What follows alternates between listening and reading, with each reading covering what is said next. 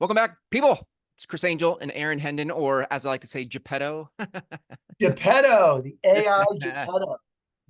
Yes, I mean, Geppetto. We'll have to save that inside reference for later. But I had this picture, Aaron, of Bryan Cranston in crap. What was the show? Breaking Bad. Yeah, thank you. In Breaking Bad, where he says, "Let's cook," because we have a cooking metaphor for you today. Oh yeah, let's cook. And we Let's both. cook. I am. If I had a little pork pie hat, I could be Walter White. Let's cook, man. Maybe you can set up the cooking metaphor here, which I love, by the way. It's so great, like just what showed up for you, and then we can talk about why it matters. But Yeah. Yeah. All right. So yeah, I think the context before we get to the cooking. So the cooking is sort of the lead in, right? It's the mm, hook. yeah. Now you have to listen to the whole episode to find out what we're cooking. Because it could be meth.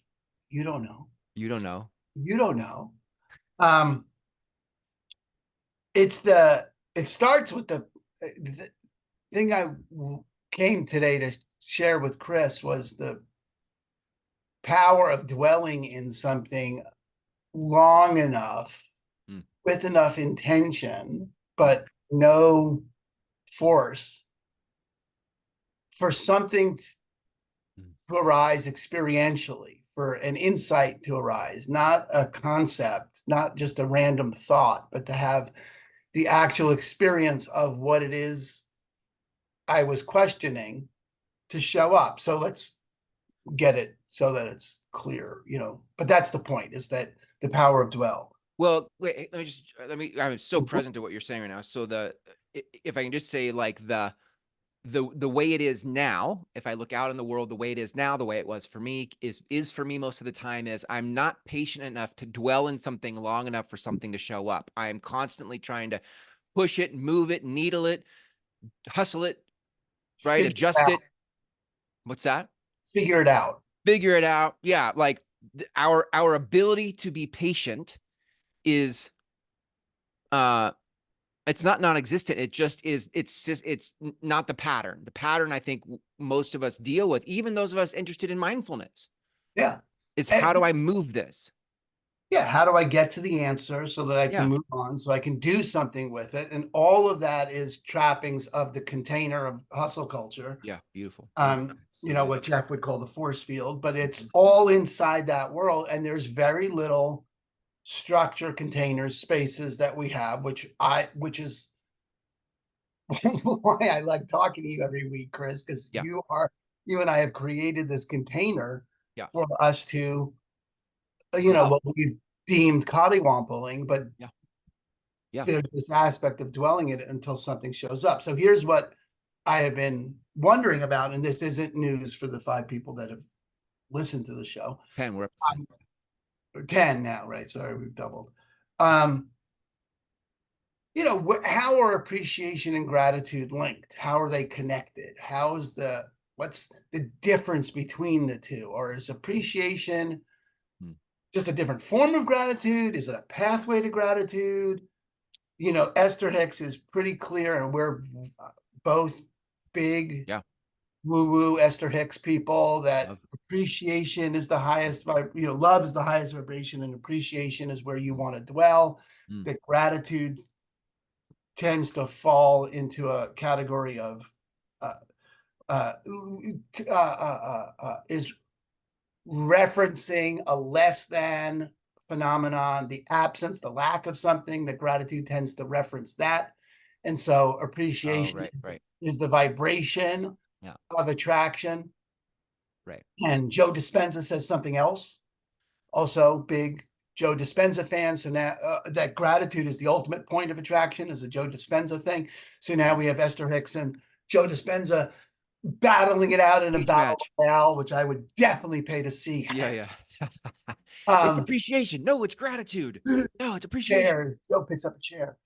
Um, and at the same Yeah, time, I am fairly confident that they're talking about the exact same thing.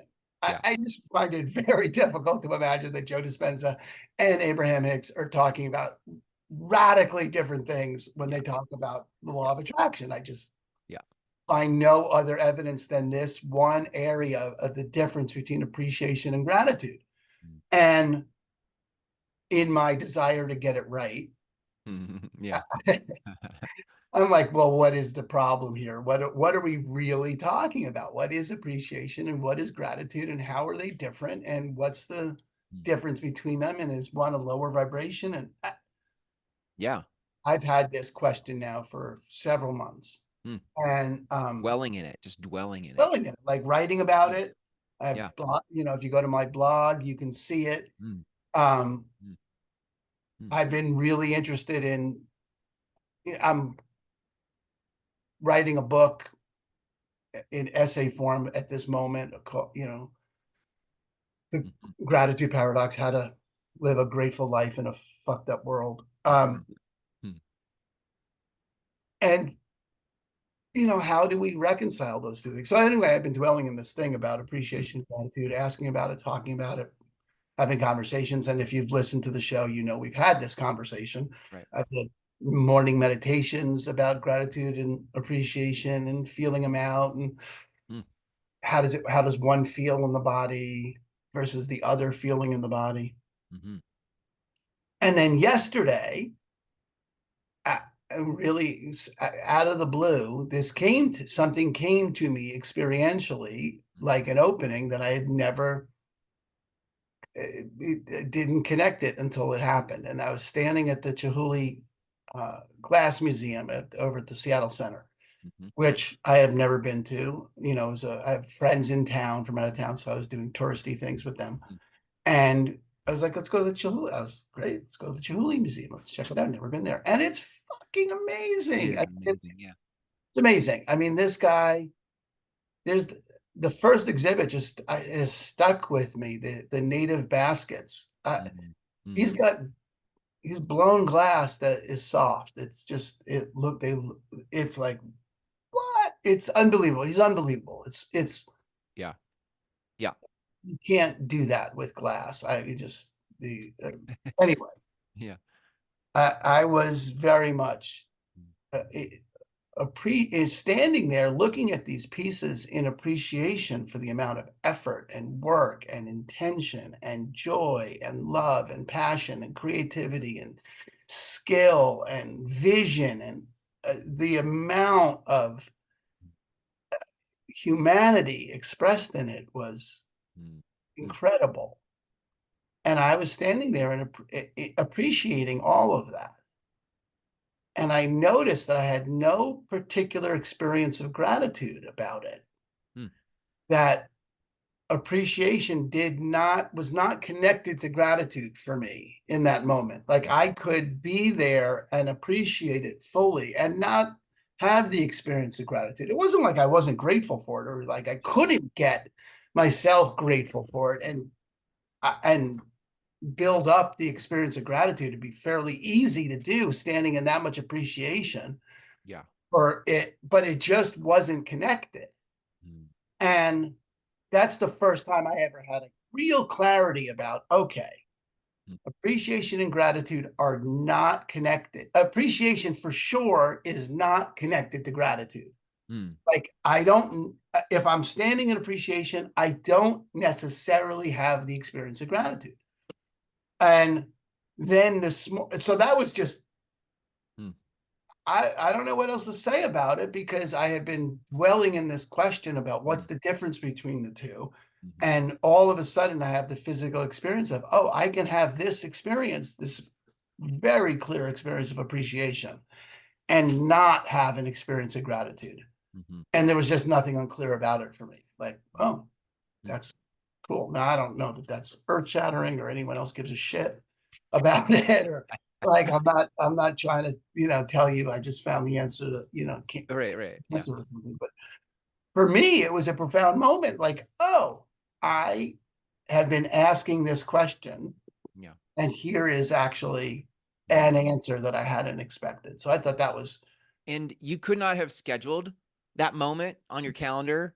oh, You probably could not have choreographed it. Like, if I just have these things, I'll create an experience for me that will reveal. If I just do ayahuasca, I'll get the answer yes, of appreciation versus gratitude. You just can't choreograph. And you didn't, by the way, you didn't need plant medicine to have that moment. I think right. that's another thing. Sometimes we think I need to get into an altered state to have the revelation, and you don't.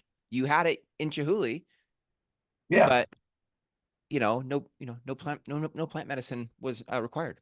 Nope. No, just, well, Or was there maybe well, a pre-funk? caffeine. Was there a pre-funk to the Chihuly thing? I always start my day with plant medicine. Oh man, well maybe that's okay. Well, and I, let's cut to the mid-roll. This episode is brought to you by Coffee, Aaron's coffee. favorite plant medicine. That's funny. Yeah, Oh I god. don't know. I think if you're not counting coffee and tobacco and whiskey as plant medicine, you're doing it I'm wrong, folks, because I those are start every morning all with native whiskey. plants. That's fucking plant medicine. There Get you go. off your fucking hipster horse there and Yeah, pour yourself an Irish coffee and have a cig in the morning and know there you that you are enjoying plant medicine. You just Oh god. I love that. Hey, I call. would say All right, anyway. I do think like what the relevance I hear, whether you're you listening to this are interested in the distinction between appreciation and gratitude, or you have some other thing that you've been chewing on for months, and what I'm present to is just the power of dwelling in the space for the answer to reveal itself, and that takes a mindful Yeah. intention. And a cultivating of the soil for it, which I think, Chris, you pointed to brilliantly in the beginning, is um, those existing environment in which we dwell. You Oh yeah, already, like yeah. this is a concrete jungle. There is no soil. It's, Mm, mm, it's figure it out. Let's go. Let's move. I got this blog post due this hour. I got to write this book. I got to get this done. yeah, yeah. There's Yeah. no life as art. Dude, I want to say this too because what's so I've organized my life for others finding their what we're calling now true east, right? But finding the thing you say, this my life would be worth doing this with. I would do this with my life to be the change I want to see in the world. I would set my life up and build a container to hold this work. And what I'm noticing lately, this week, last week specifically, is the amount of people who are asking those kinds of existential questions, but feeling the dread or the fear of I don't know how I'm gonna make it happen. Yeah. So the hustle, the patience to dwell in something is not present for them because they're too afraid of how they would make it work. So they don't suffer financially, or they don't have, some breakdown, or they don't look like an idiot to their family. And yet, this kind of work requires your willingness to dwell without a deadline, with no promise of an answer coming tomorrow by 5. Right. Yeah, and to really just be willing to engage. And then, Chris, I think the thing here's where, because we haven't gotten to cooking. Um, Mm-hmm. so part of this whole thing of dwelling in Mm, gratitude and appreciation and mm, really wondering about started with a real commitment to take apart gratitude. Like, how do you live a grateful life in the fucked up world that we live in, mm, right? Which mm. includes the hustle culture and Yeah, wars, pestilence, famine, greed, yeah, you know, yeah. it's the 45-second news cycle, the whole, you know, are we really Thelma and Louise driving off a cliff in terms of climate change? Is this what, Mm, how does one find a grateful life in all of this? And why are you even interested in a grateful life? Like, mm, what's mm, even the attraction to it? So there's all that context that I've been dwelling in and asking about. And that's, mm, what I would, that's certainly east for me, right? Is yeah. having those, it's interesting and it's east and it's where I want to go. Mm-hmm. And I would love to be able to fucking hammer that out Mm, mm, and, you know, write that out and have that be done and move on to whatever's next. There's an enormous pull for that. mm, mm, Um, and that's not the way that's works. mm, So I've been dwelling in all of that. And one of the things I started with in that was, well, maybe gratitude is like the center of a village or center of a town, and there are different doors, gates that one walks through. Like, I pretty I was where really how this whole thing really sort of lit fire or got confusing for me anyway was I was pretty sure that gratitude was a function of choice. I was flat for myself. Like was where I started was like gratitude's a function of choice. You can choose to be grateful or not. Hmm.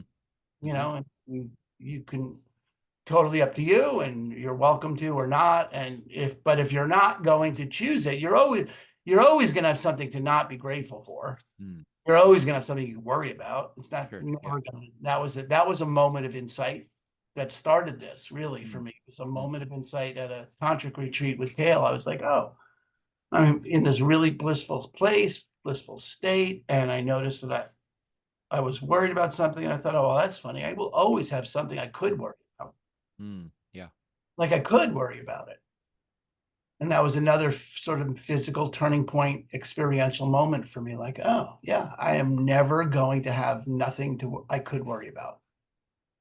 Mm. Mm. It's never going to happen. I have kids. Yeah. Right. So I know I could always worry about them. And I Mm. could also always choose to be grateful in the same way. I could choose that. And I Mm. was really flat about that. And then I ran into Jeff and had this great conversation at the course where he was talking about gratitude and he was talking about humility. Mm. Like you don't get the gratitude but through humility was the assertion that Mm-hmm. humility is the act that until one is humbled by something that gratitude's not really available. And I started to dwell on that. I was like, oh, well, I thought it was choice. Maybe it's this thing, humility. Maybe Jeff's right. Maybe. And then I started thinking, okay, well, maybe it's a Mm. multifaceted situation that gratitude is actually complex and not a function of one thing only. Yeah. Because Mm. what else makes it up? And I Mm. was thinking about it like a Yeah. city with doors, and you get through it through humility, or you get through it through choice, or certainly being present. If you're Mm. not present, Right. you can get Right. either, right? Presence is one. Um, uh, Yeah. um, Mm. Mm. and then I was thinking about it like, okay, well, maybe it's not those kind of doors, right? Maybe it's like the blind,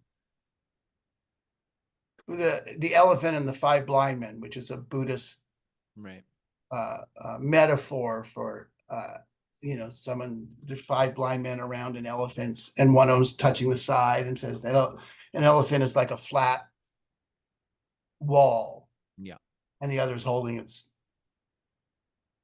Trunk. trunk and Yeah. saying that it's like a snake, and the other's holding its leg and saying it's a tree trunk, on and on, right? Yeah. Yeah. And each one is accurate, but doesn't have the full picture. Right. So you Right. could say gratitude's a function of humility, but you don't have the full picture, Yeah. Right. I like that. right? And then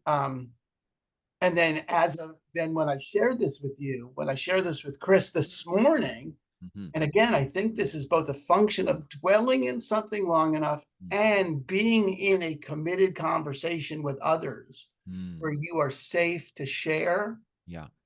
and explore, because there's one thing to have the experience for yourself, but another thing when it gets worked out. And I really do mean it's one thing for you and another thing out here. Yeah. And something opens up when it's out here, which is why I love Mm. these calls and what we're doing and how we're building something to give people the opportunity out here to see something. Right. Exactly. So as I was sharing that with you, Mm. it occurred to me like, okay, well, I can have appreciation, but not gratitude. Mm. Clearly I can, because I did. At the Chihuly thing. Right. At the Julie thing, I had Yeah. appreciation with no gratitude. It wasn't a necessary component of gratitude. I mean, of appreciation. Gratitude was not a necessary component of Right. appreciation. Yeah. But I don't think I've ever had gratitude without appreciation. Mm. Mm-hmm. Right. I don't know where gratitude lives absent appreciation. And that's where cooking came in, because we thought, okay, maybe the better metaphor is, Mm. all right, if I'm cooking gratitude, Yeah. right? If I'm out to create the space of gratitude, I got to add a little appreciation, Yep. some humility. I got to add some humility. You got to add some choice, Mm-hmm. right? Some being present, And presence. Yeah. awareness needs to be in there, right? Because without those things, you're not cooking up gratitude. Mm, And if I wanted appreciation, I think appreciation is an ingredient on its own. I mean, right. there may be Yeah. things you may need presence and there may be more Yeah. to distinguish about all this, but Yeah. I the shift in metaphor sort of clicked for me. I was like, okay, because really the book is how to live a grateful life In a in a fuck. fucked up world. And that was Mm, something else I was sort of dealing with. Oh, and it's funny because I picked up this in the gift shop, right? Exit through the gift shop. You exit the museum through the gift shop, yeah. Yeah. Yeah. as one does. And there was a little kids book, uh, Mm, New York Times bestseller about what do you do with an idea? mm, That's super cute, super great. mm. Sort of not Maurice Sendak-y, but Maurice Sendak-y, not radically different. I think that whoever wrote it would appreciate the reference. Yeah. And it was, this little kid taking its idea around, and the idea gets made fun of, and whatever. It's a super empower. It's a kid's book. It's not. Yeah. I mean, big Yeah. It picture. sounds awesome. I want to read It's it. awesome. It's fucking awesome. Yeah. And I've often thought about what form is how to live a grateful life in a fucked up world going to take, and would it be a short Hmm. 20-pager, Mm, coffee table little book like that? mm, And uh, I was thinking about this, the importance of it being a how-to, mm. Yeah. more direction oriented, Mm, right? Than it would be sort of conceptually interesting. right. What I still don't know the form the book's going to take. I'm dwelling in that, but that stumbling across that kid's book opened that up too. And I'm now just had the thought, okay, well, what if I did it like a cookbook? You know, Hmm. Yeah. like Yeah. Yeah. here are the ingredients that you need, and you know, Yeah.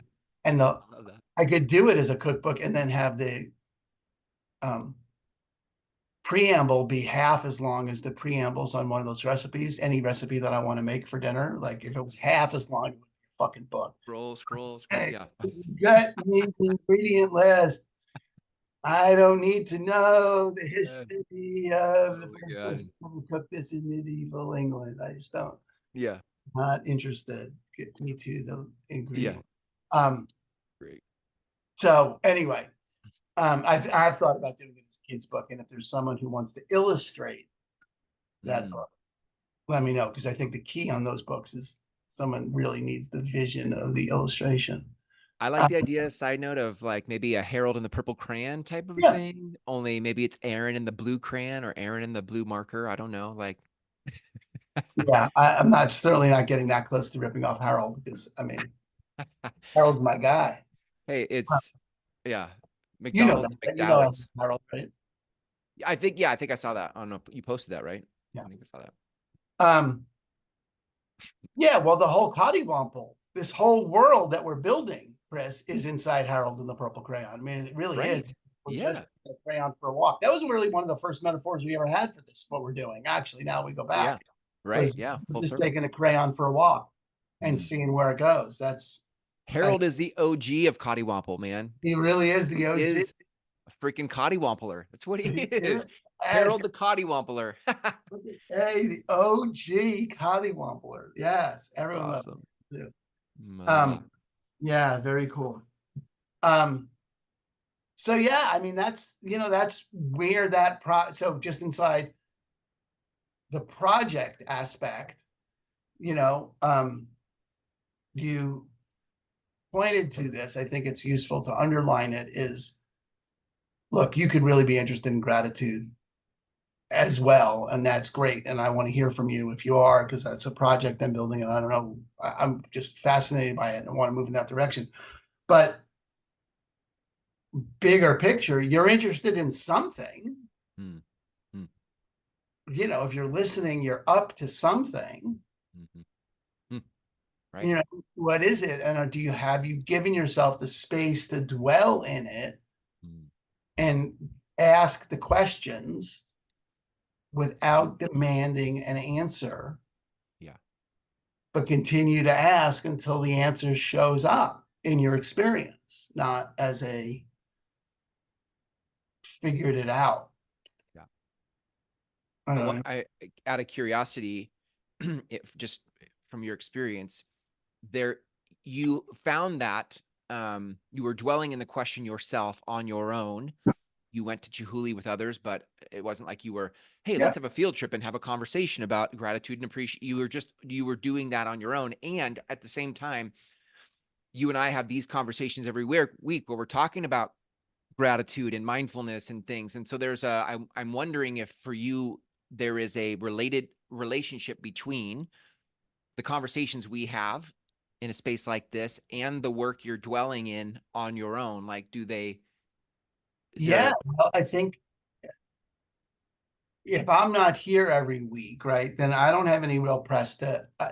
This is good. Okay, so real press is a definite holdover from the force field hustle culture, right? Like a real press to produce results, right? yeah, right. At the same time, no press Hmm. doesn't work. The answer is not. This goes back to the thing about Esther Hicks we were talking about pre-show or anything else. Like it's not, the answer is not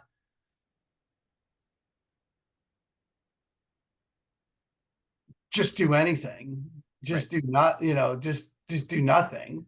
right, Marie Kondo, right? We talk about that in the intro for the mastermind. Is right, the right, answer is not Marie Kondo. It's like just throw out everything that doesn't spark joy. I mean, that's fine. I got no problem with that.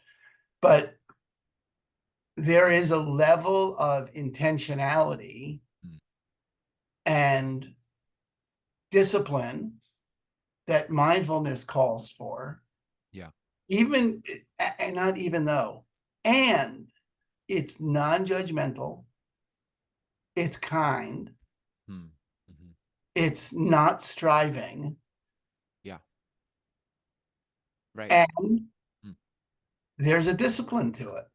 right, And those words don't seem to go together, hmm, yeah, right? There's a level, but hmm, we don't just allow the mind, in any kind of mindfulness, any kind of mindfulness, forget about meditation, but mindfulness is being in the present moment on purpose, hmm, yeah, you know, on purpose. Like you're yeah, intentionally doing something, which means you are hmm, yeah, carving out space from the existing reality. And hmm, I just think that's important to note because, yeah, if we're not doing it on purpose, we got a problem. And you're not doing it. You're just not doing it. Your mind's just gonna wander and you're gonna right, wind up trying to figure shit out and yeah. doing what the mind does. I feel like for me, the thing that is, I don't have um, peer-reviewed studies of this, and I don't have like my data set. There's just an intuition and an experience of being in a collective conversation makes the dwelling easier. It makes the, what did you call it? You didn't say push. Do you say push? Press. Press. It makes the pressing into a direction and a result in a mindful way. The collective conversation for me in community adds something to the press because I tried to press mindfully on my own Mhm. for a while, and that gave me a particular result.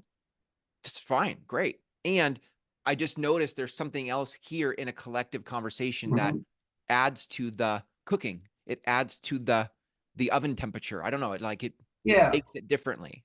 Well, there's a couple things. Yeah. First of all, there's definitely a different energy, when I sit with people versus sit by yourself, right? Practice meditation, Yeah, definitely different. No one would argue that those are the same.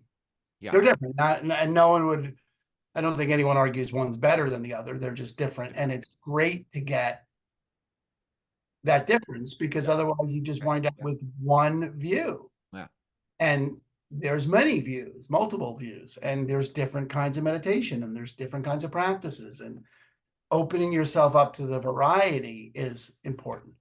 But then there's also the thing, and I think, Chris, this is for a whole separate show, whole separate conversation, and we can save it in the list of things that we're never going to get to. But um, you charged me last week with something. This is not on the podcast. This was just individual Chris's. Yeah. We're building the mastermind together and whatever. But Chris was, pointed out appropriately, one way to say it, held me to account, another way to say it, offered for me an opportunity, all three ways of saying the exact same thing. And I really don't, sidebar. Sidebar. Finding the right words for something is all we have. It's not even important. It's literally all we have. We are language-based beings, or we're nothing. And without being responsible for the words that we choose to use to create, without being responsible for the words we choose to use that create our reality, we wind up living in someone else's reality, or reality, like it's somehow independent of the words that we've chosen to use to describe it, as if our words were only describing reality. I mean, you and I are both born out of that connection between words create the world, and describe the world. They do both. Right. There's certain things they create and there's certain things they describe. And if you get those two things confused, you have no power. You keep living at the effect of things that you are actually creating with your words. So when I say Chris gave me an opportunity to see something, or he held me to account, those could mean the same thing, right? So they do mean the same thing to me, but you want to find the ones that empower you. But Chris offered me a chance to see how I was operating that was inconsistent with the results that I wanted to produce and what was going to be necessary for me in terms of acting in a new way, which I wouldn't have the opportunity to do if I was only listening to myself, which is one of the powers of being in a group. You knew I'd get back to group at some point, right? That the opportunity to be in a group is the opportunity for another to point you in a direction that you weren't going to go by yourself. And that direction is where the next step is for you, is where the next lesson is where the next piece of fruit is, or whatever you want to find down that road. But there are plenty of times where I won't go there by myself, that I need another's reflection or press, push. I think that was even the word that I said, keep pushing me. You said, well, you could push yourself, right? I found annoying, but act valid and difference making.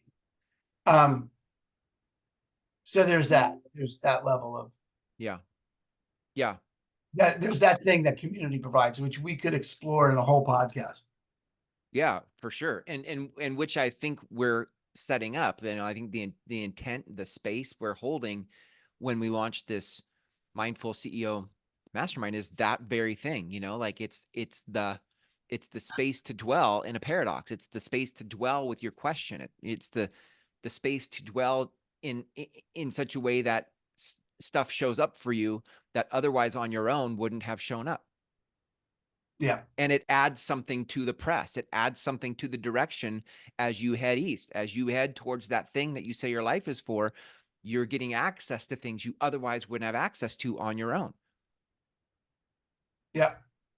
And that's why we're creating it. It's like, it's that thing I feel so deeply and so true. And it's like, for those who want peer-reviewed studies of like, well, where's your data set? I'm like, look, man, I don't have the data set, at least not yet. Like what I have right now is my lived experience. And my noticing, what I'm noticing is like, this makes a difference for me.